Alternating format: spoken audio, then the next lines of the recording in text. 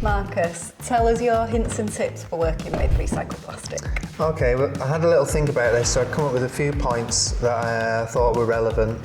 If you can try and have a clean and tidy work area, then you're going to avoid scratching the material as you're moving it around. So we're always trying to keep everything nice and clear.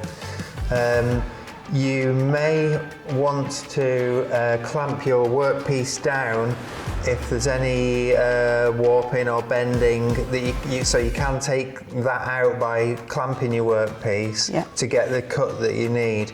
And on that, when your work stuff is, we like to bring the workpieces or the full length of lumber into a cool area and let it sit for a bit first, because we are storing this stuff outside, so the sun, when it's all in the pack, will get on one side, so one part of the same piece of lumber will warm up, whilst the other side stays cool because it's trapped against another piece, so you can start to get some warping. So for that reason, we like to bring it in and let it sit for a day or so just to settle down.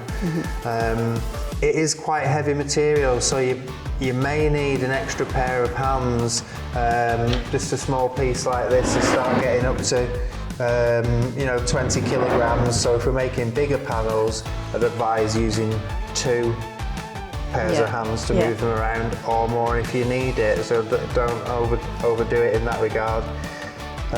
You can use protective eyewear and a mask if you have an extended cutting session. So say we've got 100 boards there that all need cutting down with 3 cuts each.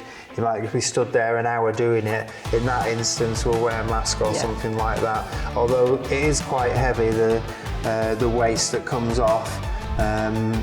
No real fine particles, but it's advisable, so I'm not going to say don't do it.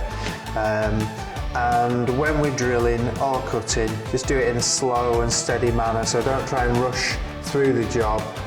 And if you take it easy, it'll cut or drill really nicely, but just do it progressively rather than bullying it.